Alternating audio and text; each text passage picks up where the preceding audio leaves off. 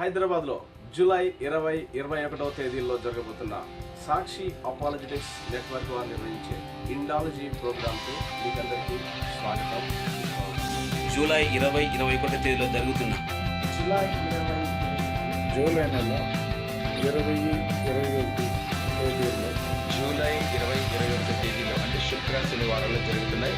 July 20-21 తేదీలో July నెల 20-21 తారీఖుల్లో July 20-21 తారీఖులలో July 20-21 తేదీ జరుగుతున్నప్పుడు జూలై నెల 20-21 on 20th and 21st of July. Indology program Indology ప్రోగ్రాంకు ఇండాలజీ సెమినార్కు ఇండాలజీ సెమినార్స్ని ఆహ్వానిస్తున్నాం. ఇండాలజీ సెమినార్కి అందరూ ఆహ్వానితులే. Indology conference. మిమ్మల్ని అందరినీ ప్రేమపూర్వకంగా ఆహ్వానిస్తున్నాము. ఈ కాన్ఫరెన్స్కి మీ అందరికీ ప్రేమపూర్వక స్వాగతం పలుకుతున్నాము. నెహెమ్యా పుస్తకంలో నుంచి కొన్ని విషయాలు చూసుకుందాము. నెహెమ్యా గ్రంథము 1వ అధ్యాయం. అకల్యా కుమారుడైన నెహెమ్యా యొక్క చర్యలు. 20వ సంవత్సరపు కిస్లేపు మాసమున నేను మాషను కోటలో ఉండగా నా సహోదరులలో హననీ ఒకడు యూదులలో కొందరిని వచ్చిరి. చెరపట్టబడిన శేషములో తప్పించుకున్న యూదులను గూర్చియు యెరూషలేమును గూర్చియు నేను వారిని అడగగా వారు చెరపట్టబడిన వారిలో శేషించిన వారు ఆ దేశంలో బహుగా శ్రమను పొందుచున్నారు.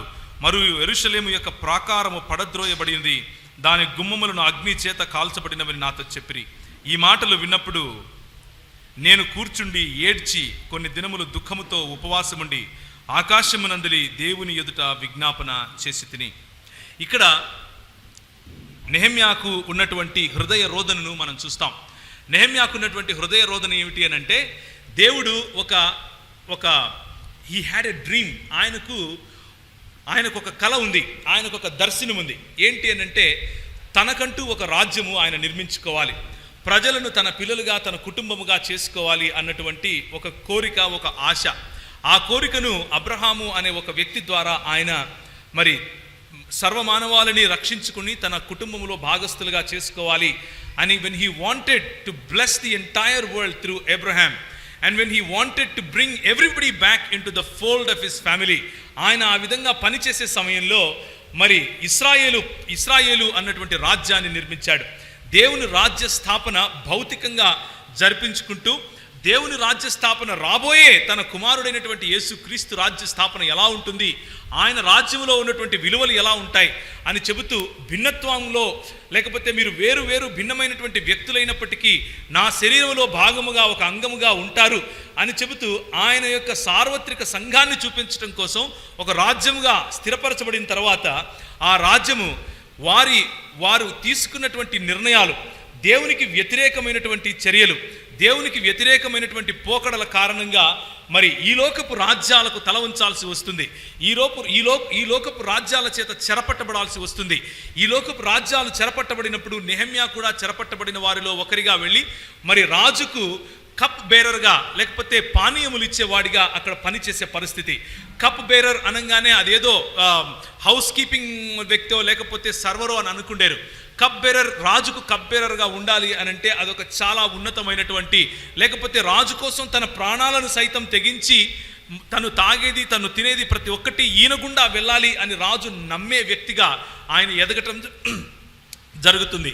అలా ఎదగటం జరిగిన తర్వాత దేవుని రాజ్యము, దేవుడు ఎన్నుకున్నటువంటి రాజ్యం ఎలా ఉంది, నేనైతే ఈ బంధువాయిలో ఉన్నాను, నేనైతే ఈ బానిస బతుకులో నుంచి వచ్చి దేవుడు నన్ను ఉన్నత స్థాయిలో ఉంచాడు, కానీ నా తల్లిదండ్రులు పుట్టినటువంటి దేశం, నా సొంత అన్నదమ్ములు ఉన్నటువంటి దేశం ఎలా ఉంది అని వాకబు చేసినప్పుడు అక్కడి నుంచి వచ్చిన వాళ్ళు చెప్తున్నారు, అయ్యా నువ్వేమో ఇక్కడ రాజు దగ్గర ఉన్నావు, నువ్వేమో ఫలానా రాజ్యంలో ఉన్నావు, కానీ దేవుని రాజ్యముగా పిలువబడింది, దేవుని రాజ్య భాగస్వామి అయినటువంటి నువ్వు తెలుసుకోవాలి. అదేంటి అని అంటే అది బీటలు బారుతుంది. దేవుని రాజ్యముగా ఎన్నుకున్నటువంటి మేము దాన్ని సంరక్షించుకోలేకపోయాము. దాని ద్వారములు విరిగిపోయాయి, దాని కోట మేడలు లేకపోతే దాని కోట గోడలు పడిపోయాయి, దాని యొక్క చుట్టుపక్కల ఉండేటటువంటి ఆ ప్రహరీ గోడ పడిపోయింది, భయంకరమైనటువంటి పరిస్థితిలో ఉంది అని చెబుతూ ఆ దేవుని రాజ్యాన్ని నిర్మించేటటువంటి ప్రక్రియలో ఒక సింబల్గా మనకు ఈరోజు మాట్లాడుతూ ఉన్నాడు. దేవుడు కట్టుకున్నటువంటి సంఘాన్ని, దేవుడు నిర్మించినటువంటి ఈ సంఘాన్ని మరి గుంటనక్కల చేత చెరపట్టబడినటువంటి సంఘముగా, ఒక ఊరుగా, లేకపోతే గుంటనక్కల చేత చెరపట్టబడినటువంటి ఒక ప్రాంతంగా ఈరోజు నేను మీకు పరిచయం చేసే ప్రయత్నం చేస్తున్నాను. కొన్ని సంవత్సరాల క్రితము మరి ఇదే బైబిల్ పట్టుకుని మన దగ్గరికి వచ్చి లేదు మీ యేసు ప్రభు దేవుడు కాదు అని మనల్ని హేళన చేసిన వారు మీకు తెలియకపోలేదు. కొన్ని వేల సంవత్సరాల నుంచి యేసుక్రీస్తు దేవుడు కాదు అని ఛాలెంజ్ చేసి క్రైస్తవ సంఘాలను నిర్వీర్యం చేసే ప్రయత్నం సాతానుడు చేశాడు. అదే ప్రయత్నం మన తెలుగు రాష్ట్రాల్లో జరిగింది. తెలుగు రాష్ట్రాల్లో జరిగిన సమయంలో కూడా యవనస్తులు, మీరు కూర్చున్నటువంటి మీరు, ఎంతోమంది లీడర్స్ మనకెందుకులే అనుకున్న సమయంలో మీరు యవన సహోదరుడా మీరు నిలబడ్డారు. మీరు సంఘం కోసం పోరాడారు. మీరు సంఘ కోటలను నిలబెట్టారు. మీరు సంఘ ద్వారాలను నిలబెట్టారు. దేవుని రాజ్య స్థాపనను ఆగిపోయినటువంటిది ఇది ఒక మహాప్రజ్వలమైనటువంటి ఒక మూవ్మెంట్ అని మళ్ళీ ఒకసారి చరిత్రకు తెలియజేశారు. ఇది దేవుని విజయంగా మీకు తెలియజేస్తున్నాను. అదే విషయాన్ని కొన్ని సంవత్సరాల క్రితం మరి ఈరోజు మనల్ని పరిపాలిస్తున్నటువంటి కొంతమంది ప్రజల యొక్క కుయుక్తి కారణంగా మనలో భిన్నాభిప్రాయాలు తీసుకుని రావాలి అని చెప్పి, మనల్ని విభజించి పాలించాలి అని చెప్పి గత కొన్ని వేల సంవత్సరాలుగా ఈ దేశంలో ఏ విధంగా అయితే విభజన జరుగుతూ పాలించడం జరుగుతూ వస్తుందో, మనకు అన్నదమ్ముల మధ్య చిచ్చు పెట్టడం జరుగుతూ వస్తుందో, మనము కలిస్తే ఎక్కడ వారి పెత్తనము పాడైపోతుందో అన్నటువంటి భయం కారణంగా శూద్రులైనటువంటి వారిని మరి మిగిలిన శూద్రుల పైన క్షత్రియులుగా తయారు చేసి వారి చేతికి ఖడ్గములు, కత్తులిచ్చి ఏ విధంగా అయితే మరి సమాజంలో ఒక రకమైనటువంటి ఉద్రేకపూరిత వాతావరణం తీసుకొని వస్తున్నారో అదంతా మీకు తెలిసిన విషయమే. గత కొన్ని వేల సంవత్సరాలుగా జరుగుతూ ఉంది. అయితే ఇప్పుడు మోడర్న్ వేలో జరుగుతూ ఉంది. దానికి సాంకేతిక నైపుణ్యం తోడైంది, దానికి వాక్చాతుర్యం తోడైంది, దానికి ప్రజలను మభ్యపెట్టడానికి కావలసినటువంటి అధికారం తోడైంది. అయితే ఒక విషయం నేను మీకు గుర్తు చేస్తాను. నేను మాటికి చెప్పే విషయమే, కొత్త విషయం ఏమీ కాదు. దేవుని రాజ్యాన్ని, దేవుని భావజాలాన్ని మరి తిప్పికొట్టాలి, దాన్ని నిర్వీర్యం చేయాలి అనే భావజాలాలు ఎన్నో వచ్చాయి. ఆ వచ్చిన ప్రతి భావజాలాన్ని కూడా దేవుడు తన రాజ్యపు భావజాలం చేత, దేవుని రాజ్యపు, క్రీస్తు రాజ్యపు భావజాలం చేత ఆయన నిర్వీర్యం చేయగల సమర్థుడు అని నేను మీకు గుర్తు చేయాలనుకుంటున్నాను. దానియేలు గ్రంథము 2వ అధ్యాయము 32వ వచనం, ఒక ప్రతిమ యొక్క శిరస్సు మేలిమి బంగారముయు అయినదియు, దాని రొమ్ములు భుజములను వెండివియును, దాని ఉదరము తొడలుయు ఇత్తడివియు, దాని మోకాళ్ళు ఇనుపవియును, దాని పాదములలో ఒక భాగము ఇనుపదియు ఒక భాగము మట్టిదియు అయి ఉండెను అంటూ నెబుకద్నెజరు రాజుకు వచ్చినటువంటి ఆ దర్శనాన్ని మరి దానియేలు ముందుకొచ్చి ధైర్యంగా నిలబడి మాట్లాడుతూ చెప్తున్నాడు. నీకు రాజా ఇది కనిపించింది, నీకు రాజా మమ్మల్ని నిర్వీర్యం చేయమని చెప్తున్నారు కదా, బాగానే ఉంది, అది జరగబోతుంది, కానీ ఇప్పుడు జరిగేది చెప్తాను. ఏంటి అనంటే, రాజా ఆ రాజ్యములో భేదములుంటాయి. 41వ వచనం, పాదములను వ్రేళ్లును కొంత మట్టుకు కుమ్మరి మట్టిగాను కొంత మట్టుకు ఇనుపదిగాను ఇనుపదగినట్టుగాను తమరికి కనబడను గనుక ఆ రాజ్యములో భేదములుండును. అయితే ఇనుము బురదతో కలిసినట్టుగా కనబడను గాని ఆ రాజ్యములో అలాగునుండును. ఆ రాజ్యము ఇనుము మంటి వలె బలము గలదయుండును. పాదములు వేళ్ళు కొంత మట్టుకు ఇనుపవిగాను కొంత మట్టుకు మట్టివిగాను ఉన్నట్లు ఆ రాజ్యము ఒక విషయంలో బలముగాను ఇంకొక విషయంలో నీరసముగాను ఉండును. It looks like it is very strong, but there are other ways where it is very weak. It is strong in dividing people. It is strong in telling people that you are not equal. It is strong in telling people that you are born to worship me. It is strong to tell people that we are the మేము పాలిస్తాం, మీరు అలా అణుచుకొని ఉండండి అని చెప్పటంలో చాలా శక్తి ఉంది. But it is week in uniting people. It is week in bringing people together. అందులో భేదములుంటాయి, వారు కలిసినట్లుగానే ఉంటారు కానీ కలవరు అని చెప్పిన మాట ఆ రోజే మన దేవుని భక్తుడైనటువంటి ప్రవక్త అయినటువంటి దానియేలు చూశాడు.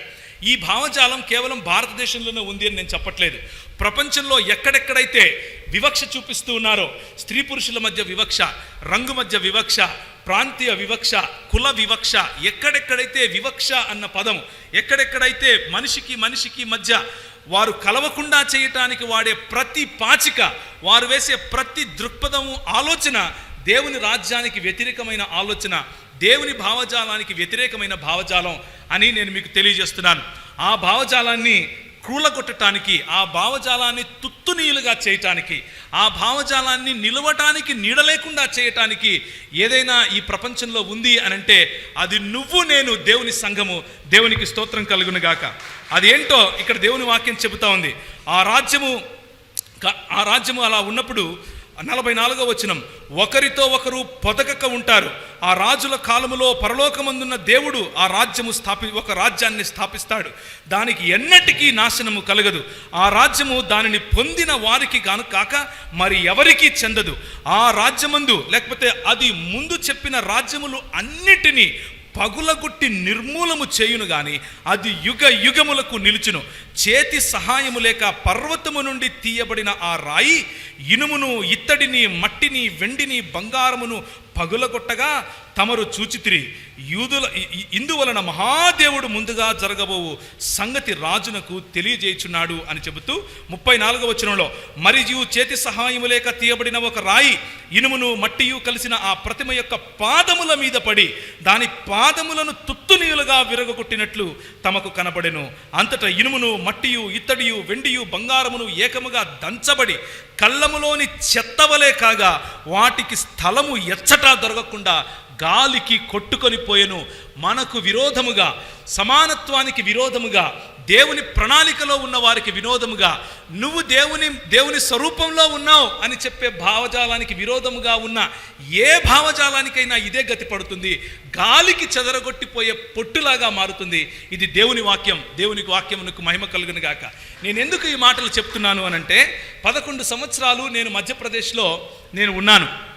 11 సంవత్సరాలు మిషనరీ పరిచర్య చేసే సమయంలో నేను కొన్ని ప్రాంతాల్లో ఎక్కువగా పర్యటించి మరి దేవుని పరిచర్యను చేశాను. ముఖ్యంగా నీమచ్, మందసౌర్, కల్ఘాట్, దాని ఖర్గోన్, తర్వాత ఖండ్వా, ఆ తర్వాత రత్లాం లాంటి జిల్లాల్లో ఎక్కువగా నేను ఉంటూ పరిచర్య చేస్తూ వచ్చాను. ఆ మధ్య భారతదేశంలో ఉన్నటువంటి ప్రాంతాలలో చాలా విషయాలు నేను మీకు చెప్పగలను. కానీ ముఖ్యంగా వనవాసులు, ఆదివాసులు అని చెప్పే వారి యొక్క దయనీయమైన పరిస్థితి, వారిని ఏ విధంగా మనుష్యుల కంటే నీచంగా చూస్తారు అన్నటువంటి విషయాన్ని నేను చెప్పగలను. కానీ వాటికంటే ఎక్కువ దయనీయమైన పరిస్థితిని నేను మీ ముందుకు ఈరోజు తీసుకొస్తాను. అది మీకు తెలిసి ఉండకపోవచ్చు, బహుశా ఇంతవరకు మీరు వినుండకపోవచ్చు, ఒకవేళ వినుండొచ్చు కూడా. ఈ కమ్యూనిటీ,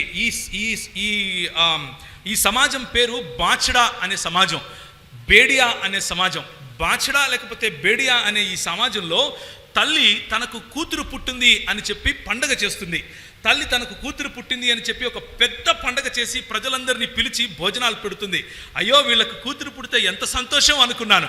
కానీ నిజమేంటి అనంటే కూతురిని రాబోయే రోజుల్లో వ్యభిచారానికి ఇవ్వటానికి తయారు చేయటం కోసం ఆమె అలా పండుగ చేసింది అన్న విషయం తెలుసుకోవటానికి నాకు చాలా ఎక్కువ సమయం పట్టలేదు.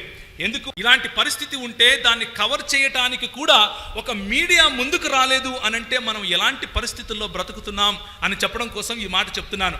కోట్లు పెట్టి మీడియాలు మనం సృష్టించుకుంటాం, కోట్లు పెట్టి న్యూస్ పేపర్లు సృష్టించుకుంటాం. కానీ మానవులకు అవసరమైనటువంటి, మానవులకు వ్యతిరేకంగా దేవుని స్వరూపంలో ఉన్నావు నువ్వు అని మానవుని గురించి దేవుడు చెప్తూ ఉంటే, ఆ మానవుడు దయనీయమైన పరిస్థితిలో ఉంటే వాడిని కవర్ చేయడానికి కూడా మీడియాకు వెన్నెముక లేని పరిస్థితిలో మనం ఉన్నాం అని చెప్పడం కోసం ఈ మాట చెప్తున్నాను. They are so insignificant, they don't matter to you, that is the reason you don't want to go there. వాళ్ళ దగ్గరికి వెళ్ళి వాళ్ళ న్యూస్ వేస్తే నాకు డబ్బులేమొస్తాయి అని ఆలోచించే నీచమైన సంస్కృతిలో మనం బతుకుతున్నాం అని చెప్పడం కోసం ఈ మాట చెప్తున్నాను. అక్కడికి వెళ్ళిన తర్వాత మేము చూసాం, అక్కడికి వచ్చి కన్యరికాలు చేస్తారు. అక్కడికి వచ్చి వాళ్ళు చేసినటువంటి చిన్న చిన్న పిల్లలు 16 సంవత్సరాలు, 17 సంవత్సరాలు.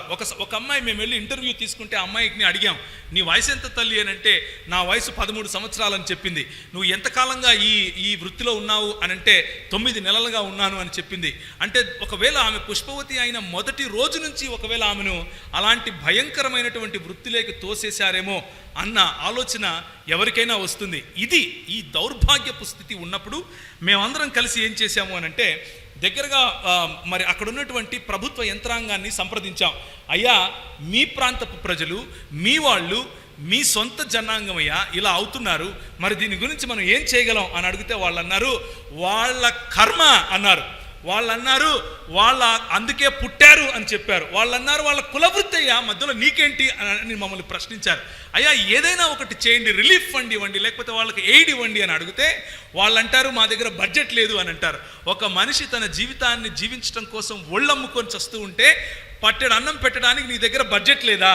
అదే క్రైస్తవ మిషనరీలు ముందుకొచ్చి వాళ్ళ ఇళ్ళు అమ్ముకుని వాళ్ళ ఊర్లు ఇడిచిపెట్టి వాళ్ళ దేశాలు ఇడిచిపెట్టి ఇక్కడికి వచ్చి వాళ్ళకు ఊడిగాలు చేసి సేవ చేస్తే మత మార్పిడి అంటారా? ఇది దేవుని రాజ్య పని, దేవుని రాజ్యం పని ఇది. ఈ బాంచడా కమ్యూనిటీలో ఉండే వారిని బయటికి తీసుకుని రావడము దేవుని సువార్త గురించినటువంటి పని. అందులో యేసుక్రీస్తును నమ్ముకుంటావా అన్న మాట కూడా ఉంటుంది, కానీ అది మాత్రమే సువార్త కాదు అని చెప్తున్నాను. నేను మాట్లాడే మాట కొంచెం మీకు కలవరం కలిగించి ఉండొచ్చు. క్రైస్తవ మిషనరీలు అదే చేశారు. వచ్చినప్పటి నుంచి ఇప్పటి వరకు కూడా గత 250 సంవత్సరాలలో ఎంతమందికి వారు ఆసరాగా నిలబడి పైకి నిలబెట్టారో నేను మీకు ఇప్పుడు చూపిస్తాను. మేము అది కవర్ చేసిన 2-3 నెలలకే ఎన్డీటీవీ అక్కడికి వచ్చింది. మేము అది కవర్ చేసిన తర్వాత మా ఫ్రెండ్స్లో కొంతమంది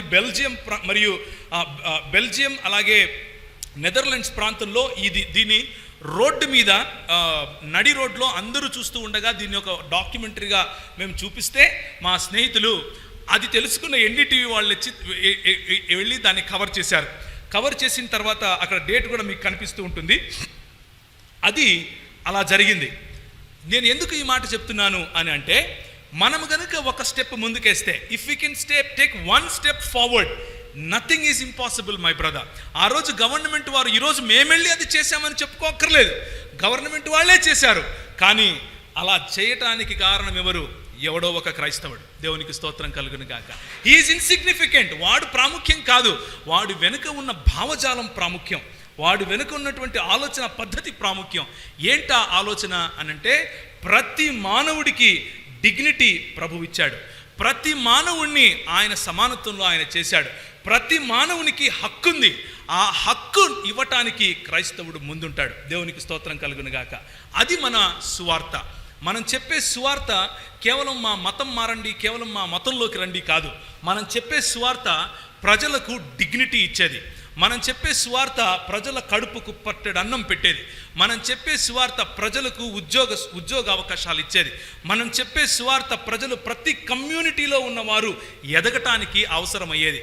మనం చెప్పే సువార్త స్త్రీలకు ఎంతకాలం అయిందండి మన దేశంలో స్త్రీలు ముందుకొచ్చి ఇక్కడ నువ్వు పై వస్త్రం వేసుకోవాలా వద్దా అని కొట్లాడుకునే సమయంలో నా క్రైస్తవ మిషనరీలు నాకు ముందు నడిచినటువంటి నా విశ్వాస యోధులు ముందుకొచ్చి మత ప్రాతిపదికన కాకుండా ప్రతి ఒక్కరిని, స్త్రీలను పురుషులను పక్కపక్కన కూర్చోపెట్టి చదువు చెప్పారు. అది మిషనరీ సేవ యొక్క ఘనత. నువ్వు పై వస్త్రం వేసుకోవాలా వద్దా అని మాట్లాడుకునే రోజుల్లో, ఈ స్త్రీని లోపలికి రానిచ్చాలా వద్దా అని మాట్లాడుకునే రోజుల్లో, నా దేవుణ్ణి ఈ స్త్రీ మరి నెల వచ్చింది కాబట్టి తాకకూడదు అని చెప్పే నీ రోజుల్లో పక్కన కూర్చోపెట్టి కాలేజ్ చదువులు చెప్పారు. అది క్రైస్తవ సేవ. ఈ క్రైస్తవ సేవ కారణంగానే ఈరోజు భారతదేశం ఏమైందో అది ఉంది. లేకపోతే మీరు చెప్పండి, ఎందుకు ఆఫ్ఘనిస్తాన్ మన నుంచి విడిపోయింది? ఎందుకు మన నుంచి మరి సెంట్రల్ ఏషియాలో ఉన్నటువంటి కొన్ని ప్రాంతాలు విడిపోయాయి? ఎందుకు మన నుంచి ఇప్పుడున్నటువంటి బలోచిస్తాన్ విడిపోయింది? ఎందుకు మన భూభాగం నుంచి నేపాల్ పక్కకు వెళ్ళిపోయింది? ఎందుకు మన భూభాగం నుంచి భూటాన్ పక్కకు వెళ్ళిపోయింది? ఎందుకు మన భూభాగం నుంచి ఈరోజు నార్త్ ఈస్ట్ పక్కకు వెళ్ళాలని ఆలోచిస్తుంది? ఎందుకు మన భూభాగం నుంచి కశ్మీర్ పక్కకు వెళ్ళాలని ఆలోచిస్తుంది? ఎందుకు శ్రీలంక ఒకప్పుడు మనదైనప్పుడు పక్కకు వెళ్ళిపోయింది? ఎందుకు ఇంతవరకు రంగూన్ ఒక దేశంగా మనలో ఒక భాగంగా ఈస్ట్ ఇండియా వాళ్ళు కలిపితే మనం పోగొట్టుకున్నాం? ఎందుకో తెలుసా? విభజించి పాలించే భేదములుండును అనే ఈ ఆలోచన పద్ధతి కారణంగా నేను గొప్పరా నీకంటే, నేను గొప్పరా నీకంటే, నేను గొప్పరా నీకంటే అని చెప్పుకుంటూ మన వాళ్ళను మనం విడదీసుకున్నాం. కాబట్టి విభజించు విభజించు విభజించు, సామదాన భేద దండోపాయాలు ఉపయోగించు అని చెప్పి లాస్ట్కు బొచ్చ చిక్కింది. ఇది మన బతుకు. మనం ఇప్పుడు ఏమంటున్నామంటే, భారతదేశాన్ని క్రైస్తవులు వచ్చి విడగొడుతున్నారు అంటున్నారు. ఈ కొంచెం సిగ్గుండాలి మాట్లాడటానికి. క్రైస్తవులు కలిపారు. క్రైస్తవులు భారతదేశంలో ఆఫ్ఘనిస్తాన్ను కలిపారు. ఒకప్పుడు మొఘళ్ళు దాన్ని పక్కన వేరే దేశంగా చేస్తే ఈస్ట్ ఇండియా కంపెనీ వచ్చిన సమయంలో వారిని కలిపారు. క్రైస్తవులు ఈస్ట్ ఇండియా కంపెనీకి సంబంధమే లేదు అసలు. అయినా కానీ ఈస్ట్ ఇండియా కంపెనీ ద్వారా వచ్చినటువంటి మిషనరీలు సాంస్కృతికంగా వారిని ఏకం చేశారు. సాంస్కృతికంగా కశ్మీర్ను కలిపారు, సాంస్కృతికంగా బలోచ్ను కలిపారు, సాంస్కృతికంగా గిలిగిట్ను కలిపారు, సాంస్కృతికంగా మరి ఇప్పుడు వెలివేయబడుతున్నటువంటి రాష్ట్రాలుగా పిలువబడే నార్త్ ఈస్ట్ ఇండియాను కలిపారు, సాంస్కృతికంగా ఇప్పుడు విడిపోయినటువంటి బంగ్లాదేశ్ను కలిపారు. విడగొట్టింది మీరు. ఎందుకు? నేను నీకంటే గొప్ప, నేను నీకంటే గొప్ప అనే జాత్యాహంకారం కారణంగా. ఈ జాత్యాహంకారం భేదములుండును అనే మాట బైబిల్లో ఆనాడే చెప్పారు. నువ్వు భేదాలు సృష్టిస్తూ ఉండు, ప్రజలను విడగొడుతూ ఉండు. నువ్వు సమానము, మనం ఒకటి అని చెప్పేవారు వస్తారు. వారి ముందు నువ్వు నిలవలేవు అని దేవుని వాక్యం చెప్తా ఉంది. దేవునికి స్తోత్రం కలుగునుగాక. 1833లో మరి నరేన్ చెప్పినట్లుగా ఒక చార్టర్ రాశారు. అంతకు ముందు వరకు కూడా మరి క్రైస్తవ మిషనరీ సంస్థలు ఈ దేశంలో రాకుండా, మిషనరీ వ్యవస్థ ఇక్కడికి రాకుండా ఈస్ట్ ఇండియా కంపెనీ వాళ్ళు అడ్డుకున్నారు. ఈస్ట్ ఇండియా కంపెనీ వాళ్ళు ఏదో క్రైస్తవులు అని వీళ్ళు అంటున్నారు ఇప్పుడు, కానీ ఈస్ట్ ఇండియా కంపెనీ వాళ్ళు క్రైస్తవ్యానికి వ్యతిరేకులు, ద్రోహులు. ఈస్ట్ ఇండియా కంపెనీ వాళ్ళు క్రైస్తవ్యం ఇక్కడ రాకుండా ఆపినటువంటి వారు. ఈస్ట్ ఇండియా కంపెనీ వాళ్ళు ఈ దేశానికి క్రైస్తవ్యం ఒకవేళ వస్తే వాళ్ళు ఎడ్యుకేట్ అవుతారు, ఒకవేళ వస్తే వాళ్ళు చదివితే మాకు వ్యతిరేకంగా పోరాడతారు అని భయం కలిగి వాళ్ళని ఇక్కడికి రానివ్వలేదు. ఆ సత్యం కూడా తెలియనటువంటి వారు. అయితే జీగన్ బాల్క్ గారు 1673లోనే ఇక్కడికి వచ్చారు. 1715, 1717లో 2 స్కూల్స్ స్థాపించారు. అలా ఎడ్యుకేషనల్ ట్రస్ట్స్ వాళ్ళు ఎప్పుడు 1600 చిల్లరలోనే వాళ్ళు స్థాపించి 1700 చిల్లరలోనే ఇక్కడ మనకు స్కూల్స్ స్థాపించి, ఎక్కడ? చెన్నై ప్రాంతంలో, అంటే ఇప్పుడున్నటువంటి తమిళనాడు ప్రాంతంలో మన కోసం సేవ చేస్తే వాళ్ళేమో దేశానికి ద్రోహులు, మనల్ని విడగొట్టి దేశాన్ని విడగొట్టి చీల్చి తునాతునకలు చేసే ఈ భావజాలమేమో దేశభక్తులు. ఇంతకంటే గొప్ప జోక్ ఇంకొకటి ఉండదు.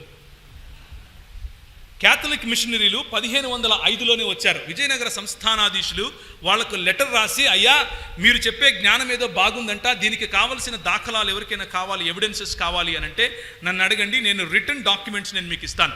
1505లో వాళ్ళు వచ్చినప్పుడు 143 మంది మిషనరీస్ వాళ్ళు పిలుచుకొని విజయనగర సంస్థానంలో వాళ్ళు వచ్చి అక్కడ మాట్లాడి వాళ్ళతో సరే మేము చేస్తాము అని చెప్పి సౌత్ ఇండియా ప్రాంతం అప్పటికే మరి ఈ మిషనరీ పరిచర్య గురించి తెలుసుకున్నప్పుడు వారిని వ్యతిరేకించారు. మీరు రావద్దు అని చెప్పారు.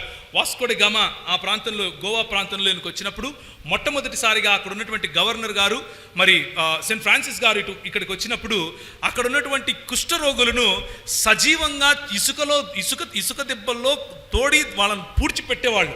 ఎందుకు అనంటే ఆ కుష్ఠరోగిని తాకితే నాకు కుష్ఠరోగి వస్తుంది, వాడి కర్మకు వాడు చావాలి అని అన్నారు. నా కర్మను తల మీద వేసుకున్నాడు నా ప్రభు, ఎవరు గొప్ప అంటారు? నీ కర్మ కాదురా, నేనున్నా నీకోసం అని నా కోసం చనిపోయిన ప్రభు దగ్గరికి నేను వెళితే తప్పెలా అవుతుంది? నీ కర్మకు నువ్వు చావురా అని చెప్పి నన్ను వదిలేసిన వాడి దగ్గరికి నేను ఎందుకు వెళ్ళాలి అని తిరిగి ప్రశ్నించండి. ఇది క్రైస్తవ సువార్త. క్రైస్తవ సువార్త ఏంటి అని అంటే ప్రతి ఒక్కడు వాడు కుష్ఠరోగైనా సరే వాడిని పూడ్చిపెడుతున్నారు, అది తప్పు. వాడికి బ్రతికే హక్కు ఉంది, వాడు దేవుని స్వరూపంలో ఉన్నాడు, దేవుని పోలికలో వాడు చేయబడ్డాడు అని చెప్పినటువంటి భావజాలం క్రైస్తవ భావజాలం. మనం ఏం చేశాం ఈ దేశానికి అని ప్రశ్నించే వారికి ఈ మాట చెప్పండి. కుష్ఠరోగుల కోసం నువ్వు ఎప్పుడైనా నీ ఇల్లు తెరిచావా? కుష్ఠరోగుల కోసం ఇల్లొద్దు, నీళ్ళు ఇచ్చావా ఒక్క చెంబు? నా పెద్దలు వాళ్ళ కోసం జీవితాలు సమర్పించారు. నా పెద్దలు వాళ్ళ పుండ్లు కడిగారు. నా పెద్దలు వాళ్ళకు కట్లు కట్టారు. నా పెద్దలు వాళ్ళు ఉమ్మేస్తూ ఉంటే, వాళ్ళు కక్కుతూ ఉంటే చేత్తో పట్టుకున్నారయ్యా, నీ జన్మలో చేయగలవా నువ్వు అని అడగండి. క్రీస్తు ప్రేమకున్నటువంటి శక్తి అది. నిర్మించారు ఎవరైనా ఈ దేశాన్ని అని అంటే అది మనం. దేవునికి స్తోత్రం కలుగును గాక. ఈ దేశానికి ఎవరైనా పునాదులు వేశారు సమానత్వం పట్ల అనంటే అది మనం. దేవునికి స్తోత్రం కలుగును గాక. విడదీశారు ఎవరైనా అనంటే ఈరోజు వస్తున్నటువంటి ఈ కాషాయ గుండాలు. విడదీసి విభజించి పాలించింది వీళ్ళు, కలిపింది సమానత్వం ఇచ్చింది మనం. 1542 నుంచి వచ్చినటువంటి జెస్యూట్ మిషనరీస్ గురించి మీకు సమయం దొరికినప్పుడు ఒకసారి చూడండి. ఇక్కడ డినామినేషనల్ లేకపోతే ఎవరు సరైన సంఘం ఎవరు సరైన సంఘం కాదు అన్న విషయం గురించి మాట్లాడుకోవటం లేదు. క్రైస్తవ భావజాలం ఉన్నవారు ఈ దేశానికి ఏం సేవ చేశారు అన్న విషయం గురించి మాట్లాడుకుంటున్నాం. ఆ విషయాన్ని కనుక ఒకసారి చూసినట్లయితే గోవా ప్రాంతంలో జరిగినటువంటి సేవ, ఈ భారతదేశానికి వచ్చిన మొట్టమొదటి ప్రింటింగ్ మెషిన్. నీకు బట్టలు వేసుకోవడం చేతగాని సమయంలో ప్రింటింగ్ మిషన్ ఇక్కడికి తీసుకొని వచ్చారు ఎవరు? క్రైస్తవ మిషనరీలు. దేవునికి స్తోత్రం కలుగును గాక. ఇక్కడ మన తెలుగు ప్రాంతాల గురించి కొన్ని విషయాలు మాట్లాడుకొని నేను ముగిస్తాను. తెలుగు ప్రాంతాలలో ఇక్కడ మన ఊళ్ళలోనే రేణుకా ఎల్లమ్మ గుళ్ళు ఉంటాయి. ఆ రేణుకా ఎల్లమ్మ గుళ్ళకు ఉన్నటువంటి కథ చెప్తాను. ఎందుకు ఈ రేణుకా ఎల్లమ్మ గుళ్ళు ఉన్నాయి, ఏంటి దీని కథ అన్నది. ఇది ఒక దళిత్ స్ట్రగుల్. ఇక్కడ నగ్నంగా ప్రజలు ఆరాధించేవారు. చంద్రగుట్టి అన్నటువంటి ఒక ఇన్సిడెంట్ జరిగింది 1980లో. 1800 కాదు, 1986 గురించి మాట్లాడుతున్నాను. ఇది పబ్లిక్ ఇంట్రెస్ట్ లిటిగేషన్ పిల్లు ఒకటి వేశారు హైకోర్టులో. ఏమని వేశారు అని అంటే, ఇక్కడ ఏదైతే నగ్నంగా ఆరాధన చేస్తున్నారో ఫలానా ఎల్లమ్మ గుడి దగ్గరికి వెళ్ళి జోగిని వ్యవస్థ గురించి మాట్లాడబోతున్నాను. వెళ్ళి ఏదైతే ఆరాధన చేస్తున్నారో అది తప్పు, అది దీనికి వ్యతిరేకము అని చెప్పినప్పుడు అప్పటికి ఈ పిల్ వేసింది ఆమె కార్మికాయల్ గారు పనిచేసిన సమయంలోనే, చాలా పాతకాలంలోనే పిల్ వేశారు. అప్పుడున్నటువంటి గవర్నమెంట్ అంటే విక్టోరియా రాణి యొక్క గవర్నమెంట్, బ్రిటిష్ పాలన సమయంలోనే ఆ పిల్ వేస్తే వాళ్ళు అన్నారు, అయ్యో మీరు పిల్లు వేస్తున్నారు, ఈ జోగిని వ్యవస్థకు వ్యతిరేకంగా పిల్లు వేస్తే, అంటే నాచ్ అనే కమ్యూనిటీకి వ్యతిరేకంగా పిల్లు వేస్తే అది బ్రాహ్మణవాదానికి వ్యతిరేకంగా పిల్లు వేస్తున్నట్లు మీరు అని అడిగారు. వీరు వెళ్ళి అడిగారు, ఎందుకయ్యా మీ స్త్రీలు నగ్నంగా నాట్యం చేయడం మీకు ఎందుకు ఇష్టం? మీ స్త్రీలు అక్కడికి వెళ్ళి నగ్నంగా వాళ్ళ ముందు నాట్యం చేస్తూ ఉంటే మీకు ఏం అంత ఆనందం ఏంటి, అందులో గౌరవం ఏముంది అంటే వాళ్ళు చెప్పారు, ఇది మా సంస్కృతి అన్నారు. ఇది మా సంస్కృతి అన్నారు. బట్టలోడు తీసే సంస్కృతి నీదైతే నాకు బట్టలు ఇచ్చి గౌరవం ఇచ్చారయ్యా మా వాళ్ళు, ఎందుకు దేవుని రాజ్యం రాదనుకుంటాను నేను? తప్పకుండా వచ్చి తీరుతుంది, దేవునికి స్తోత్రం కలుగును గాక. నీకు బట్టలు ఇవ్వకపోతే అది నీ సంస్కృతా? నాకు బట్టలు కప్పితే నేను అమ్ముడిపోయినట్లా?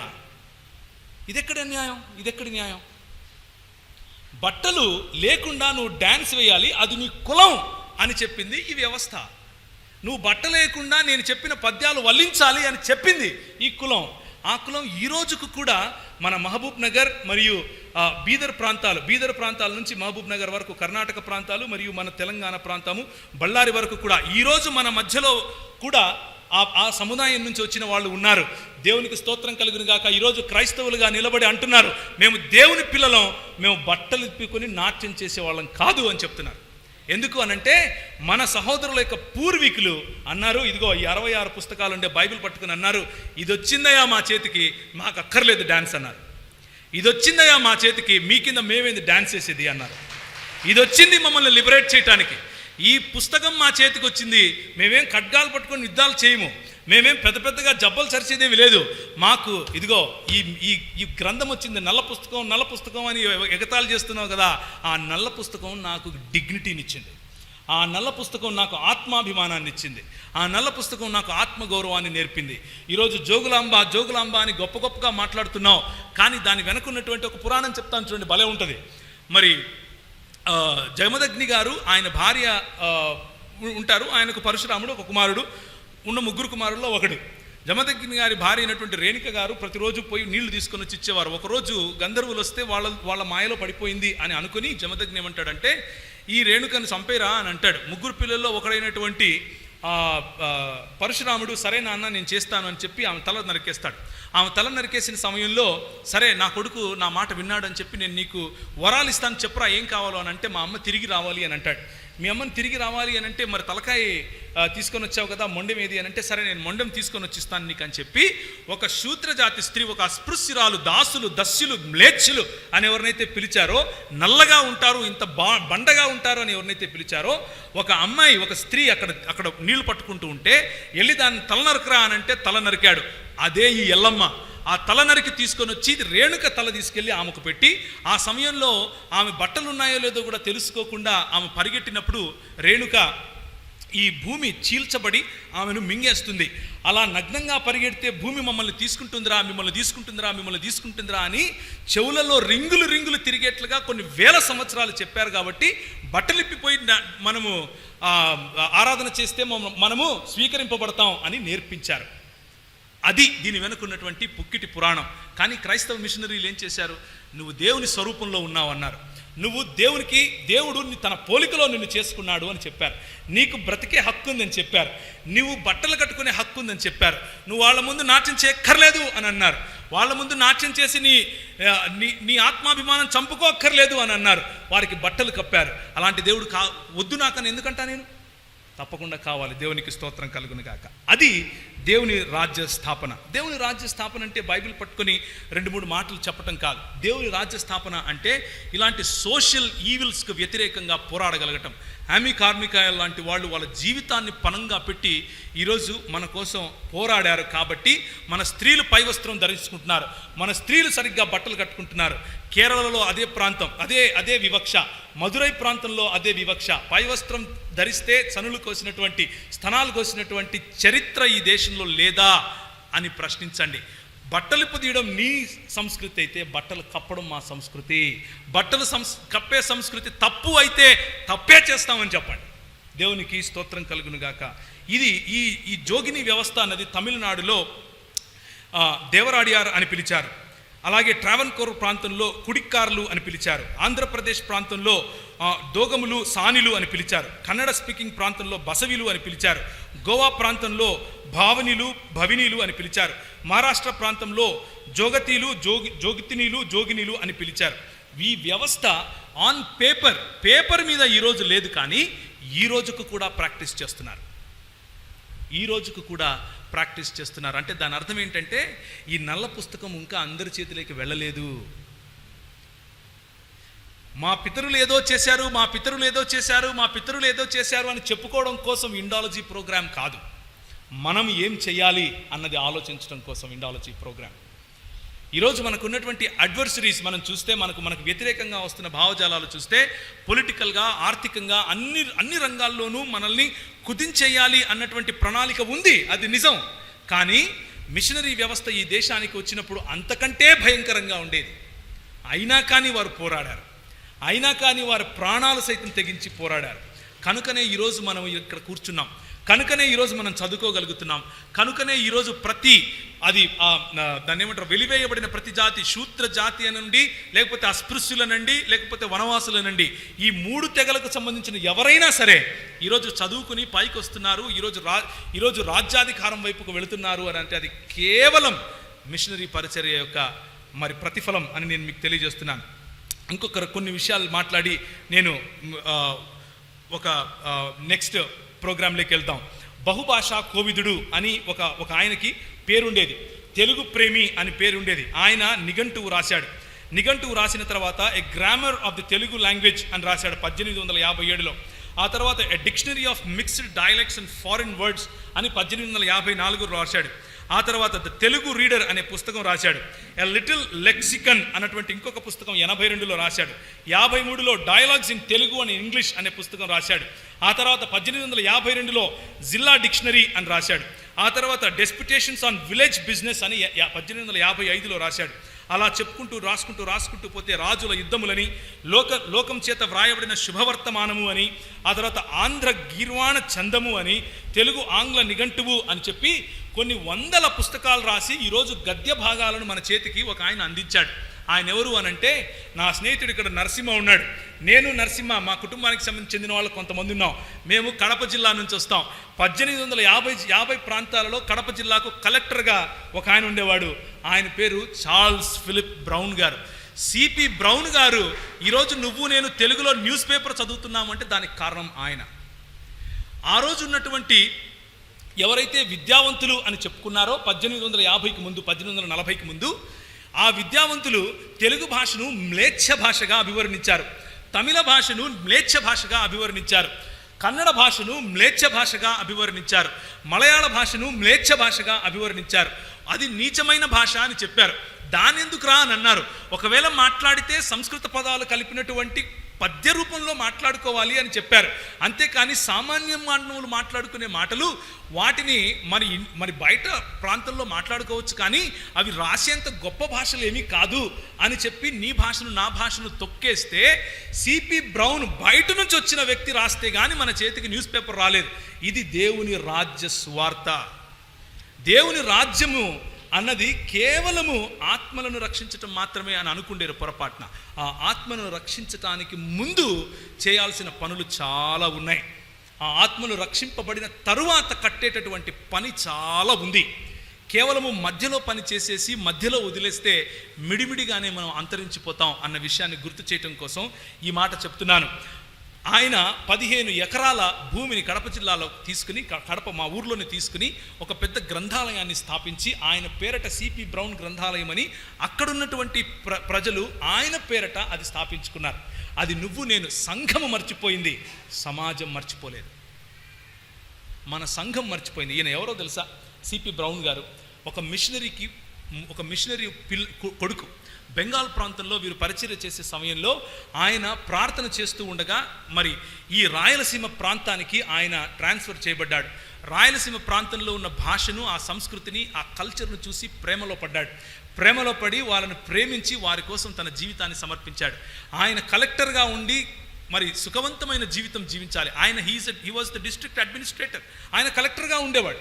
కానీ ఆయన కలెక్టర్ గిరిని మర్చిపోయి ఒక బ్రాహ్మణుడి యొక్క భార్య బ్రాహ్మణుడు చనిపోతే ఆ బ్రాహ్మణుడు తగిలేసి దగ్గర భార్యను తీసుకెళ్లి తగిలేస్తున్నారు. ఆయన పరిగెట్టుకుంటూ వెళ్ళి తన కార్యాలయాన్ని విడిచిపెట్టి అక్కడికి వెళ్ళి అది ఆపాడు. వివక్ష ఎవరు చూపిస్తున్నారు ఇప్పుడు? బ్రాహ్మణుడు తగిలేసినా పోరాడింది ఎవరు? బ్రాహ్మణవాదుల క్రైస్తవులు పోరాడారు. న్యాయము అందరికీ న్యాయమే అని నిలబడింది. న్యాయము అనేటటువంటి దేవుని రాజ్యం యొక్క సంకల్పాన్ని తీసుకుని వచ్చింది క్రైస్తవ మిషనరీలు. వారు కలెక్టర్ల రూపంలో ఉన్నా, వారు లార్డ్స్ రూపంలో ఉన్నా, వారు జనరల్స్ రూపంలో ఉన్నా, ఏ రూపంలో ఉన్నా వారు దేవుని యొక్క పరిచారకులుగా, దేవుని యొక్క పరిచర్య చేసేవారుగా మనం చూస్తాం. కాంట్రాస్ట్ ఏంటి? You pour led in our years when we read something.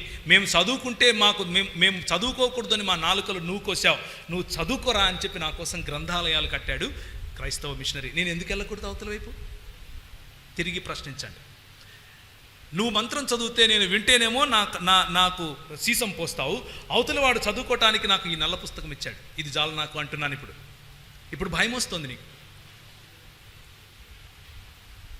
ఈ పుస్తకం, ఈ భావజాలానికి ఉన్నటువంటి శక్తి, అది విమతములు సృష్టించే ఈ లోకంలో దాన్ని తుత్తునీయులుగా చేయగల చిన్న రాయి, ఏ మనుషుడి చేత తొలచబడినటువంటి చిన్న రాయి, అదే సంఘము అనే రాయి. ఇప్పుడు చెప్పండి, ఈ సిపి బ్రౌన్లు ఒకరితోనే అంతరించిపోదారా, లేకపోతే మనలో నుంచి ఇంకొక సిపి బ్రౌన్ లేయాలంటారా? Do we need more C P Browns? Of course we need more C P Browns. We need more CP Browns so that they can come forward and establish the kingdom of God. So, కేవలము భాషలలో మాత్రమే కాదు, మిగిలిన చాలా రంగాలలో మన క్రైస్తవ మిషనరీలు పనిచేశారు. మీరు రఘుపతి వెంకటరత్నం నాయుడు గారు, ముట్నూరి కృష్ణారావు గారు, కొండా వెంకటప్పయ్య పంతులు గారు, వీరందరూ కూడా పేరుకు ఇంకా హైందవ్యంలో ఉన్నామని చెప్పుకున్నప్పటికీ వారి జీవితాలలో క్రైస్తవ విలువలను పాటించిన వారు, క్రైస్తవ విలువలను పాటిస్తూ బ్రతికినటువంటి వారు, క్రైస్తవ ఇన్స్టిట్యూట్స్లో చదవటం కారణంగా గొప్ప గొప్ప లీడర్స్గా వారు అయ్యారు. వారి వెనుక క్రైస్తవ మిషనరీలు నిలబడి, వీరు ముందు నిలబడి చేస్తే ఇది బయట దేశం వాళ్ళు చేస్తున్నారు అని గ్యారంటీగా అంటారు కాబట్టి స్థానికంగా ఉన్నటువంటి నాయకులను నిలబెట్టారు. నన్ను వెనక వేసేది నువ్వు, నన్ను ముందు పెట్టి ప్రోత్సహించేది మిషనరీలు. నేను ఎందుకు వాళ్ళతో వెళ్ళకూడదు అని తిరిగి ప్రశ్నించండి. ఎందుకు వెళ్ళకూడదు? ఇందులో పంతులు ఉన్నారు, ఇందులో నాయుడు ఉన్నాడు, ఇందులో రావు ఉన్నారు. వివక్ష ఏది? వివక్ష? ఏ వివక్ష లేదు. ఇక ఒక గవర్నర్ యొక్క పర్స్పెక్టివ్ చూడండి. ఆయన సర్ రివర్స్ థామ్సన్ ఏమంటున్నాడు అని అంటే, నా జడ్జిమెంట్ ప్రకారము క్రైస్తవ మిషనరీలు చేసినటువంటి పనితో గవర్నమెంట్ వారు పనిచేసినటువంటి దాన్ని కనుక పోల్చి చూస్తే వీళ్ళు చేసిన పని ప్యూర్ అన్సెల్ఫిష్ జీవన శైలి, ఏమాత్రము స్వార్థం లేనటువంటి జీవన శైలి తీసుకొని వచ్చి they have exercised power and produced results that words cannot fully describe అంటున్నారు. మన మాటలు చెప్పలేనటువంటి గొప్ప పనులు వాళ్ళు చేశారు అంటూ మన తెలుగు రాష్ట్రాల్లో జరిగిన దాని గురించి ఆయన ఇచ్చినటువంటి స్టేట్మెంట్ అది. 1870లో 138 ఎడ్యుకేషన్ ఇన్స్టిట్యూషన్స్, కేవలం ఆంధ్ర మరియు మెడ్రాస్ ప్రెసిడెన్సీ గురించి మాట్లాడుతున్నాను. 1880లో 440, 1890లో 1473, అలా 1912కు వచ్చే వరకు, అంటే మదర్ తెరీసా గారు ఈ దేశానికి రాకముందే, మదర్ తెరీసా గారు పుట్టక ముందే 6559 ఇన్స్టిట్యూషన్స్ పెట్టి క్రైస్తవులు స్త్రీలను మరియు పురుషులను వారు లేవదీయగలిగారు. దేవునికి స్తోత్రం కలుగును గాక. ఇప్పుడేమో మదర్ తెరీసా వచ్చి ఏమో చేసింది, మదర్ తెరీసా వచ్చింది ఏమో చేసి అనింది అని ఏడుస్తారు. ఆమె పుట్టక ముందు జరిగింది ఇది. 6559 ఇన్స్టిట్యూషన్స్ ఆమె పుట్టక ముందు కేవలం మెడ్రాస్ ప్రెసిడెన్సీలో మాత్రమే జరిగింది. ఆమె 1910లో పుట్టింది కదా మదర్ తెరీసా గారు. ఏ కమ్యూనిటీస్ ఇంపాక్ట్ అయ్యాయి? చాలామంది ఇది ఒక ఫ్యాషన్ వీళ్ళకి, అంటే రైస్ క్రిస్టియన్స్ అని ఉదయం నవీన్ అన్నాడు కదా, వీళ్ళకి ఒక ఫ్యాషన్ ఏమంటూ ఉంటారంటే ఎవరైతే సామాజికంగా వెనకబడిన వారో వాళ్ళ దగ్గరికే వీళ్ళు వెళ్తారు. ఎక్కడికి వెళ్తారు చూడండి, వెలమల దగ్గరికి వెళ్ళారు, కమ్మల దగ్గరికి వెళ్ళారు, కాపుల దగ్గరికి అంటే కాపులు రెడ్ల దగ్గరికి వెళ్ళారు, మాలలు కోమిట్లు తర్వాత కంసాలులు, మాదిగలు, ఎరుకలు, కోయలు, కాజీలు, గొల్లవాళ్ళు, రాజులు, లంబాడీలు, అలాగే బ్రాహ్మణులు కూడా. కానీ టోటల్గా మరి లబ్ధి పొందిన వాళ్ళని చూస్తే ఎక్కువ సంఖ్య ఎవరిది ఉంది? బ్రాహ్మణులదే ఉంది కదా. ఎవరిది? ఇక్కడ ఉన్నటువంటి వెలివేయబడిన తెగలన్నీ 2, 3, మిగిలినది లబ్ధి పొందేది నువ్వే, లబ్ధి పొందిన తర్వాత తిట్టేది నువ్వే. ఏ గిన్నెలో తింటావో అదే గిన్నెకు చిల్లేసేది నువ్వే. అది నీ సంస్కృతి. నా సంస్కృతి ఏంటంటే నాకేం నేర్పారంటే వీళ్ళు, నువ్వు దేవునికి నమ్మకంగా బ్రతుకు అని నేర్పారు, సమాజానికి నమ్మకంగా బ్రతుకు అని నేర్పారు. అందుకనే స్త్రీలను గౌరవించడం నేర్చుకున్నాం, అందుకనే ప్రతి మానవుడిని గౌరవించడం నేర్చుకున్నాం, అందుకనే నువ్వు గోచి కట్టుకున్నా గౌరవించాం, ప్యాంట్ వేసుకున్నా గౌరవించాం, నువ్వు పై వస్త్రం వేసుకున్నా గౌరవించాం, వేసుకోకపోయినా గౌరవించాం. ఎందుకు అనంటే ఇదిగో ఈ 66 పుస్తకాలు ఉన్న బైబిల్ అలా చేయమని చెప్పింది. కాబట్టి నీకేం చెప్పింది? నీ సంస్కృతి ఏం చెప్పింది? నన్ను వెలివేయమని చెప్పింది, నన్ను బయట పెట్టమని చెప్పింది, నాకు చదువు చెప్పొద్దని చెప్పింది, నాకు అన్నం పెట్టొద్దని చెప్పింది, నాకు ఇంట్లోకి రానిచ్చుకోవద్దని చెప్పింది. ఈ రోజుకు కూడా మన మధ్యలో ఎమిగనూరు నుంచి మరి 4-5 మంది ఉన్నారు. క్రికెట్ ఆడుకుని వాళ్ళు దగ్గరున్న హోటల్కి వెళ్ళి నీళ్లు తాగుదాము అని అంటే వాళ్ళు అడుగుతారు, ఏంటోళ్ళరా మీరు అని అడుగుతారు. ఈరోజు ఇది 2018, మీరు వాళ్ళైతే ఈ క్లాస్ కాదు ఆ క్లాస్ అని చెప్తారు. ఇది నీ సంస్కృతి. నేను ఎందుకు వెళ్ళకూడదు? తిరిగి అడగండి, నేను ఎందుకు వెళ్ళకూడదు? వెళ్తాను. ఎందుకు? సమానత్వము దేవుడు ఇచ్చాడు, నాకు సమానత్వం నువ్వు లేదంటున్నావు. కాబట్టి నీచ సంస్కృతిలో నేను ఉండను, నాకు గౌరవం ఇచ్చే సంస్కృతిలో నేను ఉంటాను. They gave respect to us, they revolutionarily transformed my society, they encouraged religious status. Conversions తర్వాత ఎవరైతే చదువుకున్నారో వాళ్లకు హయ్యర్ లెవెల్ పనులు వాళ్ళు ఇచ్చారు, విమెన్ ఎంపవర్మెంట్ చేశారు, హోలిస్టిక్ డెవలప్మెంట్ ఇచ్చారు. Art colleges 22, non missionary 11. ఎప్పుడు మెడ్రాస్ ప్రెసిడెన్సీ గురించి మాట్లాడుతున్నాను. Secondary schools 182, non missionary 208. Secondary schools for girls 135, government ఎన్ని? 13. అసలు ఉందా? 135 ఎక్కడ, 13 ఎక్కడ? ప్రైమరీ స్కూల్స్ ఫర్ బాయ్స్ 3016, ఇది మాత్రం ఉంది. అంటే స్త్రీలకు పురుషులకు ఉన్న వివక్ష చూపిస్తున్నాను. ప్రైమరీ స్కూల్స్ ఫర్ గర్ల్స్ 371, మిషనరీలు 200, నాన్ మిషనరీలు 281. ఇది మనం చేసినటువంటి పరిచర్య, మనం చేసినటువంటి సేవ. ఇది 4th క్వింకినియల్ రివ్యూ ఫ్రమ్ 1887 to 98, 1901 నుంచి 2 వరకు ఉన్నటువంటి అంకెలు మాత్రమే. సో ఈ 4 లండన్ మిషనరీ పరిచర్య, church missionary society, Wesleyan mission, అలాగే society for the propagation of gospel and free church mission of Scotland, ఈ 5 సంస్థలు, ఇంకా మెథడిస్ట్ సంస్థలు ఉన్నాయి, అలాగే లూథరన్ సంస్థలు ఉన్నాయి, అలాగే మిగిలిన చాలా లూథరన్ సంస్థలు, అంటే ఇంత లండన్ మిషన్ నుంచి వచ్చిన వారు లూథరన్గా మారారు, లూథరన్గా ఉన్నవారు లండన్ మిషన్లో కలిసిపోయారు. ఇలాంటి చాలా పరిణామాల కారణంగా కొన్ని పేర్లు ఇక్కడ పెట్టలేదు. అయినప్పటికీ వీరందరూ చేసినటువంటి పరిచర్య, వీరందరూ చేసినటువంటి సేవ, వీరందరూ చేసినటువంటి ఆరాధన పని కారణంగా భారతదేశం ఈరోజు ఏదైతే ఉందో అలా ఉంది. మనకు ఈరోజు ఉదయం మాట్లాడినట్లుగా the canal of baptism, Clough గారు మరియు ఆర్థర్ కాటన్ గారు కలిసి చేసినటువంటి పని ఈరోజు మన ఆంధ్రదేశాన్ని అన్నపూర్ణగా పిలుస్తున్నారు. Just because of them. మరి 1000 సంవత్సరాలు నువ్వు ఉండి ఏం చేశావు? 50 ఏళ్లలో వాళ్ళు ఎందుకు చేశారు? Because they loved people. ఎందుకు అనంటే ప్రజల పట్ల ప్రేమ, ఎందుకు అనంటే నిస్వార్థమైన సేవ, ఎందుకు అనంటే ప్రజలను ఉద్ధరించాలి, ప్రజలు ముందుకెళ్ళాలి, ప్రజలు బలపడాలి, దేవుని రాజ్యము స్థాపించబడాలి. ఒకప్పుడు స్టూవర్ట్పురం అంటే భయం. ఒకప్పుడు ఆ ప్రాంతానికి వెళితే రాత్రి 6 కాదు కదా, సాయంత్రం 5 కాదు కదా, మిట్ట మధ్యాహ్నం వెళ్ళాలంటే భయం. ఈరోజు అది సాల్వేషన్ ఆర్మీ వారి కారణంగా ఇట్ బికేమ్ ఈ స్టూవర్ట్పురం, ఒక్క స్టూవర్ట్ దొరగారి కారణంగా. అక్కడ ఉన్నటువంటి సముదాయం, దొంగతనం చేసే సముదాయం, టైగర్ నాగేశ్వరరావు గారు అని అంటే భయం ఒక్కొక్కరికి. ఇందిరాగాంధీ కూడా అప్పుడు ఏదో ఇది ఆర్డినెన్స్ జారీ చేసిందంట ఆయన పట్టుకోమని. నాకు తెలియదు అది నిజమో కాదో, it is just hearsay, I don't know, I never read it. కానీ ఈరోజు చూస్తే స్టూవర్ట్పురం అలా లేదుగా. దానికి కారణం ఏంటి? మరి భారతదేశానికి నువ్వేం చేశావు అని అడిగినప్పుడు ఆ దొంగతనంలో ఉన్నటువంటి ఆ సముదాయం కోసం నువ్వేం చేశావు? అక్కడికి వెళ్ళి రక్తం కార్చింది ఎవరు? అక్కడికి వెళ్ళి వాళ్ళ కోసం పోరాడింది ఎవరు అన్న విషయాన్ని జ్ఞాపకం చేసుకోవాలి. స్త్రీలను, సంఘంలో ఉన్నటువంటి స్త్రీలను కలిపారు, నాయకత్వం ఇచ్చారు. కాబట్టే స్త్రీలు ఈరోజు బయటకు వస్తున్నారు. మన దేశంలో ఈ రోజుకు కూడా నువ్వు మడిగట్టుకొని మూలకు కూర్చోవాలి అని చెప్పే సముదాయాలు లేవా? ఈరోజు ఎందుకని మన స్త్రీలు ముందంజలో ఉండి అన్ని విషయాల్లోనూ పోరాడుతున్నారు, అన్ని విషయాల్లోనూ ముందుకొస్తున్నారు? మన మధ్యలో సత్యఝరి అనే ఈ పుస్తకం చూడండి. వాస్తవాల విపులీకరణ, ఈర్ష్య, అసూయల స్వార్థ వికృత మతోన్మాద ముసుగు చీల్చిన ప్రభు సత్య జ్ఞాన ప్రేమ తత్వము. ఇది రాసింది ఒక స్త్రీ. దేవునికి స్తోత్రం కలుగును గాక. మన మధ్యలో హేమలత ఆంటీ గారు ఉన్నారు. ఆమె ఒక్కసారి లేచి నిలబడినట్లయితే. మరి మీ అందరికీ ప్రభు నామంలో వందనాలండి. నేనేదో బుక్ ప్రమోషన్ కోసం వచ్చానని మాత్రం అనుకోవద్దండి. ఇప్పటిదాకా పొద్దున్నుంచి నేను ఒక 11 తర్వాత ఎంటర్ అయినట్టున్నాను.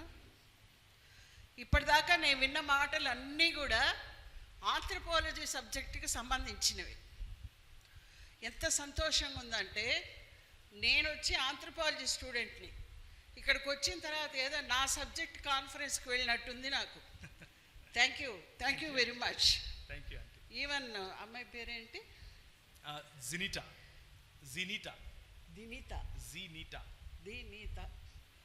దినీత. Thank you. చాలా వర్క్ చేశారు ఆవిడ. మన ఇంటింటికి వెళ్ళి మనిషి నుంచి డేటా కలెక్ట్ చేయడం అంటే ఇట్స్ నాట్ సో ఈజీ. ఎందుకంటే నేను ఆంథ్రోపాలజీలో పిహెచ్డి చేశాను. యాక్చువల్లీ నేను హిందూ బ్యాక్గ్రౌండ్ నుంచి వచ్చాను. స్టిల్ మా ఫ్యామిలీలో అందరు హిందూసే ఉన్నారు. ఇందాక అడిగారు ఎవరో ఇంకా మారలేదా అని. మారకపోతే నన్ను ఇంతవరకు రానిస్తారా? మారామో చెప్పుకోలేరు. అది ఇప్పటి వరకు ప్రవీణ్ చాలా క్వశ్చన్స్ వేశాడు, ఇది అడగండి అని. ఏం అడిగినా ఏం లాభం ఉండదు. ఎందుకంటే ముంతలో పులిసిపోయిన పెరుగుంటే ముంతకేం తెలుస్తుంది కదా, దానికి తెలీదు. ఆ పెరుగు పక్కనున్న వాడికి దాంట్లో నుంచి వచ్చే స్మెల్ బట్టి వీడికి తెలుస్తుంది. ఈరోజు ప్రతి క్రిస్టియన్ని ఎంత అవాకులు చవాకులు మాట్లాడుతున్నారో మనందరికీ తెలుసు. ఈవెన్తో కొన్ని వందల పుస్తకాలు కూడా అలాంటివి వచ్చాయి. 2016లో అలాంటి బుక్ ఒకటి, ఒక ఆర్ఎస్ఎస్ సంఘ పరివార్, మా రిలేటివ్ అతను, వీళ్ళ కడపే లాయర్ శరత్ చంద్రారెడ్డి గారు అని నా దగ్గరికి తీసుకొచ్చి ఇచ్చారు. ఆ బుక్ చూసినప్పుడు నేను చాలా విపరీతంగా మూవ్ అయిపోయా. నాకు అలా తిట్టుకుంటూ పుస్తకాలు రాసుకుంటారని తెలియదు అసలు. ఆ బుక్ ద్వారా నేను బయట రావడం జరిగింది. అప్పటి వరకు నేను ఇల్లు వదిలి ఎప్పుడు బయట వచ్చేదాన్ని కాదు, అంత ఇష్టం ఉండేది కాదు నాకు. ఇది క్రైస్తవం అని అరింధమ అనే ఒక పెద్ద చవటాయి రాసిన బుక్ అన్నమాట అది. సో ఆ చవటాయికి కేవలం ఆన్సర్గానే నేను ఆ పుస్తకం రాయలేదు. ఈరోజు మనం మాట్లాడుకున్నటువంటి అనేకమైన అంశాలు అందులో నేను చేర్చాను. ఇంకా డైరెక్ట్గా ఇవ్వాల్సినప్పుడు ఇంజెక్షన్స్ ఇవ్వడము జరిగింది. ఇండైరెక్ట్ ఆపరేషన్స్ చేయాలన్నప్పుడు అది చేయడము జరిగింది. ఎందుకంటే ఒక డాక్టర్ ఉంటాడండి, ఓపీలో ఒక పేషెంట్ వచ్చినప్పుడు ఎలా మాట్లాడతాడు?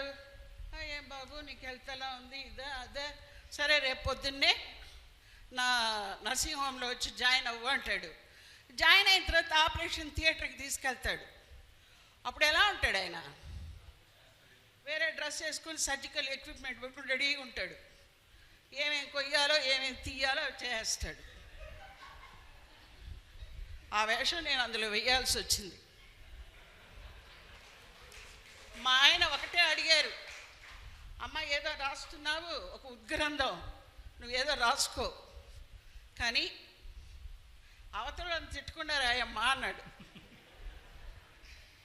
వాడు అన్నీ తిట్టాడండి, నేను తిట్టుకుని నేను రాస్తాను.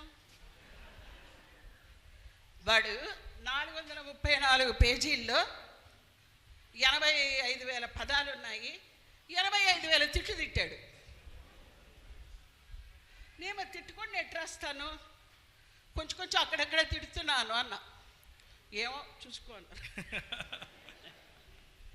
సరే చూసుకోవడానికి ఇంకొక ఆయన ఉన్నాడులే అని చెప్పాను. ఎవరు? ప్రవీణ్ కాదండి బాబు, యేసు ప్రభు. 2016లో నన్ను 60 సంవత్సరాల వయసులో పిలుచుకున్న దేవుడికి తెలీదా? నన్ను ఎలా చూసుకోవాలో తెలీదా? నాకు పని ఇచ్చిన దేవుడు. 60 ఏళ్ళలో ఎవడన్నా పని ఇస్తాడా? అమ్మ నువ్వు కదలలేవు, లేవలేవు, కూర్చోబోమ్మా అంటారు కదా. కానీ నా దేవుడు నా మీద ఎంత నమ్మకం చూడండి. 60 సంవత్సరాల్లో నన్ను పిలిచాడు పనికి. ఒకసారి క్లాప్స్ కొడితే ఏం పోయింది? Thank you. అంటే నా ఉద్దేశం ఏంటంటే, 100 పుస్తకాలు నెగిటివ్గా వచ్చాయి. క్రైస్తవులు ఎవరు ఆన్సర్లు రాయలేదా అంటే రాశారు. పండిత్ సిహెచ్ ఫ్రాన్సిస్ గారు ఆల్మోస్ట్ మోర్ దాన్ 10 బుక్స్కి రాశారు. కానీ ఆయన పేరు కూడా తెలిసినట్ల చాలామందికి. బిబు కూడా ఫర్ 2 బుక్స్ ఐ థింక్ రాశాడు. ఇప్పుడు నేను రాశాను. రోషం అభిమానం మాకేనా? కనీసం చదవడానికి కూడా మీకు ఓపిక లేదా? రాసింది ఎవరి కోసం? మీకోసమే కదా. రోషం వచ్చి 900 పేజీలు 2 సంవత్సరాలు రాయాలా నేను? కమ్యూనిటీ కోసమే రాసింది ఇది. సో ఏదో బుక్ ప్రమోషన్ కోసం ఆంటీ వచ్చారని అనుకోవద్దండి. మాకు కూడా ఏజ్ అయ్యింది కదా, యంగ్ బ్లడ్ అవసరం. మీకు ఎలాగో మా దగ్గర నుంచి ఏం కావాలనుకుంటున్నారో నాకు తెలీదు. అంటే మేమేమైనా పనికొస్తాం అనుకుంటున్నారో లేదో నాకు తెలీదు. కానీ మీరు మాత్రం మాకు ఏదో బ్లడ్ మార్చినట్టుంది, నాకు ట్రాన్స్ఫ్యూషన్ లాగా. I'm so happy to be here. Especially పొద్దున్నుంచి మీరు మీ వర్క్ ప్రోగ్రాంలో ఆడవాళ్ళకి చాలా తక్కువ ఇచ్చినట్టున్నారు స్పేస్. లేదా అంటే మీరు నేనేదో మధ్యలో దూరినట్టున్నాను. మీ 5 నిమిషాలు మాది మొత్తం పక్కకి వెళ్ళిపోయిందంటే. థ్యాంక్స్ అండి. ఇంకోసారి ఒక ఫుల్ సెషన్ లాక్కుంటాను నేను ప్రవీణ్ దగ్గర నుంచి. ఆంటీని పిలిచాము, ఆంటీ రానన్నారు, లాస్ట్ మినిట్లో వచ్చారు, అది తేడా. అంటే కొంచెం ఎక్కగలనా అని ఆలోచించా. పొద్దున్నే రైల్వే స్టేషన్లో కొంచెం కాలు బెణికింది. తర్వాత అనిపించింది, అరే ఈ కాలు బెణికిందని నేను పైకి వెళ్ళకపోతే దేవుడు నన్ను పిలిచింది ఎందుకు అనుకొని మళ్ళీ ఎక్కా. థ్యాంక్స్ అండి. నవ్వారు, బాగానే ఉంది. బుక్ చదవండి, మా రోషాన్ని మీరు కూడా పంచుకోండి. అడగండి అడగండి అన్నారు. అడగడానికి మరి మెటీరియల్ వద్దా? ఆ మెటీరియలే అందులో ఉంది. Thank you once again. Thank you. Praise the lord.